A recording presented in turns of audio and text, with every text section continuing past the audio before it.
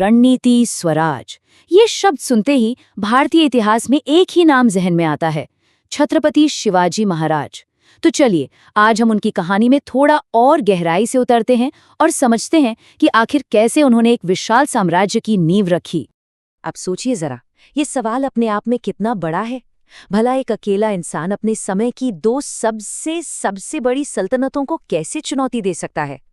ये सवाल ही तो है जो शिवाजी महाराज की पूरी कहानी को इतना दिलचस्प बनाता है। ये कोई मामूली किस्सा नहीं है, ये तो रणनीति, हिम्मत और दूर की सोच की एक बेमिसाल दास्तान है। तो चलिए कहानी की शुरुआत करते हैं 17वीं सदी के भारत से।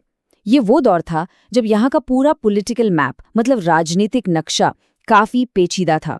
कुछ गिनी चुनी बड़ी ताकतों का ही हर तरफ बोलबाला था। उस वक्त जो दक्कन का इलाका था वो समझिए एक तरह का चेस बोर्ड बना हुआ था। उत्तर से मुगल साम्राज्य अपनी जड़ें दक्षिण की तरफ फैला रहा था और दक्षिण में पहले से ही बीजापुर और गोलकुंडा जैसी बड़ी सल्तनतें मौजूद थीं। तो माहौल ऐसा था ना कि किसी नई ताकत के उभरने के बारे में तो कोई सोच भी नहीं सकता था। बिल्कुल नामुमकिन सा लगता था। और ठीक इसी माहौल के बीच शिवनेरी के किले में जन्म होता है शिवाजी का। उनके पिता शाहजी राजे यकीनन एक बड़े और ताकतवर सरदार थे, लेकिन शिवाजी की शख्सियत को गढ़ने वाली उनकी असली मार्गदर्शक थीं उनकी माँ जीजाबाई। कहते हैं ना, माँ पहली गुरु होती है। जीजाबाई ने ही शिवाजी के जहन में स्वराज का वो बीज बोया था, मतलब अपना राज, अपने लोगों का शासन। पर बात सिर्फ सपनों की नहीं थी।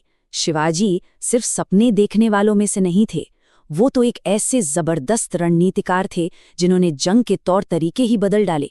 और यही उनकी सबसे बड़ी ताकत बनकर उभरी। उनका सीक्रेट वेपन था गनीमी कावा। आज हम इसे गुरिल्ला वॉरफेयर के नाम से जानते हैं। इसका फंडा बहुत सिंपल था, सामने से नहीं, चतुराई से लड़ो। रफ्तार, सरप्राइज और अपने इलाके की चप्पे चप्पे की जानकारी का इस्तेमाल करो। और इसी के दम पर छोटी छोटी टुकड़ियां बड़ी बड़ी सेनाओं पर भारी पड़ती थीं। कमाल की कला थी ये। अच्छा, तो ये काम कैसे करता था? देखिए, प्लान एकदम सीधा लेकिन बहुत असरदार था। स्टेप 1, जो स्थानीय मावला योद्धा थे उन्हें इकट्ठा करो। ये वो लोग थे जिन्हें सह्याद्री की पहाड़ियों का हर कोना पता था। स्टेप 2, ऐसे किलों पर कब्जा करो जो जरूरी तो हैं पर जिन पर ज्यादा पहरा नहीं है। स्टेप 3, बिजली की तेजी से हमला करो, दुश्मन को संभलने का मौका भी मत दो। और स्टेप 4, इससे पहले कि वो कुछ समझ पाएं, वापस पहाड़ियों में गुम हो जाओ। शानदार है ना? और इसका नतीजा ये हुआ कि सिर्फ 17 साल की उम्र में 1647 आते आते तोरणा और रायगढ़ जैसे बड़े बड़े किले शिवाजी के कब्जे में थे। और मजे की बात यह है कि ये जीतें हमेशा ताकत के जोर पर नहीं मिली, अक्सर तो कूटनीति और समझदारी से ही काम बन गया। बस यहीं से उनके आने वाले साम्राज्य की पहली ईंट रखी गई। अब जाहिर है शिवाजी की ये बढ़ती हुई ताकत बड़े बड़े साम्राज्यों की नजरों में आने वाली थी और उन्हें ये नया सिरदर्द बिल्कुल पसंद नहीं आया। बस यहीं से शुरू हुआ टकराव का असली खेल। तो अब मुकाबला था अफजल खान से। सोचकर देखिए, एक तरफ शिवाजी की छोटी सी लेकिन तेज तर्रार सेना और दूसरी तरफ बीजापुर का सबसे खूंखार जनरल अफजल खान अपनी कोई 1.25 लाख सैनिकों की भारी भरकम फौज के साथ। ये तो बिल्कुल वही कहानी थी डेविड और गोलियत वाली। अफजल खान को अपनी ताकत पर बहुत घमंड था। उसने सोचा कि वो शिवाजी को धोखे से मार देगा, तो उसने एक जाल बिछाया, दोस्ती का, और शिवाजी को प्रतापगढ़ किले में अकेले मिलने के लिए बुलाया। लेकिन उसका असली इरादा दोस्ती नहीं, धोखा था। वो शिवाजी को खत्म करना चाहता था। लेकिन शिवाजी भी कोई कच्चे खिलाड़ी नहीं थे। वो खान की नीयत को भांप चुके थे और पूरी तैयारी से गए थे। जैसे ही अफजल खान ने गले मिलने का नाटक करके पीठ में खंजर घोंपना चाहा, शिवाजी के कवच ने उनकी जान बचा ली। और फिर शिवाजी ने अपने छिपे हुए हथियार वागनक से ऐसा पलटवार किया कि खान वहीं ढेर हो गया। बस इसी एक घटना ने शिवाजी को रातों रात एक लीजेंड बना दिया। बीजापुर के बाद अब बारी थी मुगलों की। औरंगजेब ने अपने मामा शाइस्ता खान को 1.5 लाख की फौज लेकर भेजा और शाइस्ता खान ने आते ही शिवाजी के बचपन के घर पुणे के लाल महल पर ही कब्जा कर लिया। ये तो सीधी चुनौती थी। तो शिवाजी ने जो जवाब दिया वो इतिहास में दर्ज हो गया। उन्होंने एक रात अपने कुछ चुनिंदा सैनिकों के साथ सीधे शाइस्ता खान के कमरे पर ही धावा बोल दिया। शाइस्ता खान किसी तरह जान बचाकर तो भागा, पर हमले में अपनी उंगलियां गंवा बैठा और अपनी इज्जत भी। और इसके बाद आता है आगरा से फरार होने का वो किस्सा जो किसी फिल्म की कहानी से कम नहीं। औरंगजेब ने उन्हें बातचीत के लिए आगरा बुलाया और फिर धोखे से कैद कर लिया। अब तो ऐसा लगा कि खेल खत्म, लेकिन शिवाजी के दिमाग में तो कुछ और ही चल रहा था। उन्होंने भागने का एक ऐसा प्लान बनाया जिसकी कोई कल्पना भी नहीं कर सकता था। मिठाइयों और फलों की टोकरियों में छिपकर अपने बेटे संभाजी के साथ वो मुगलों की सबसे सुरक्षित कैद से निकल भागे और सैकड़ों मील का सफर तय करके वापस अपनी राजधानी पहुंच गए। कमाल ही था।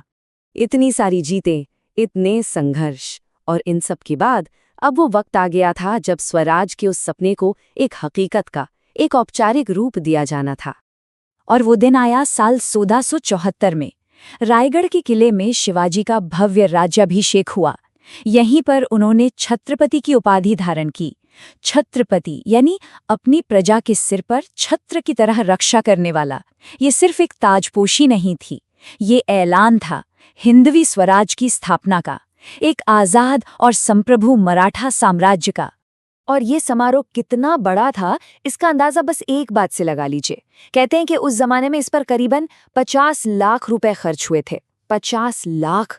ये सिर्फ एक रस्म नहीं थी, ये पूरी दुनिया को एक पैगाम था कि दक्कन में एक नई ताकत का सूरज उग चुका है।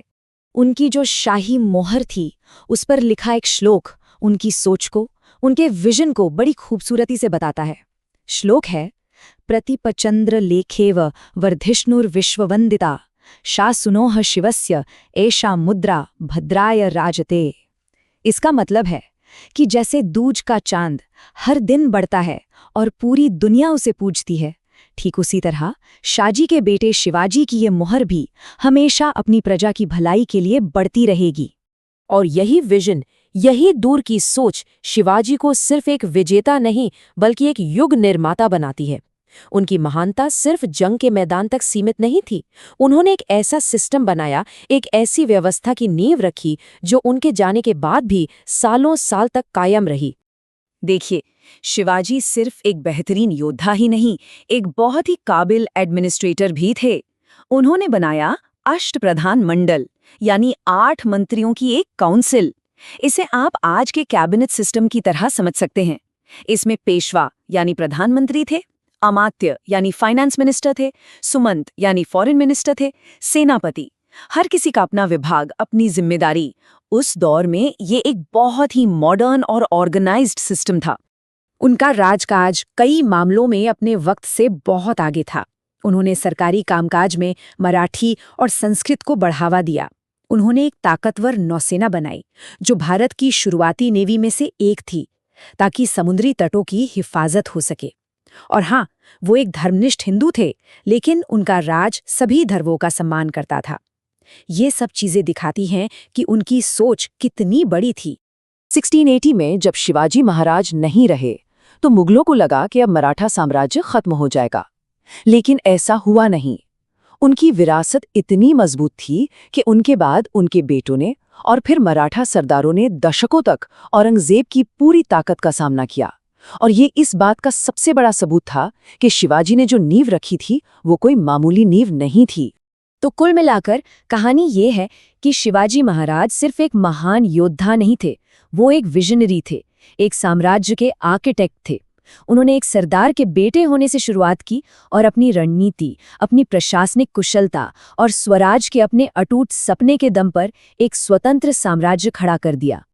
और यहीं पर आकर ये कहानी हमें एक बड़े सवाल पर छोड़ जाती है।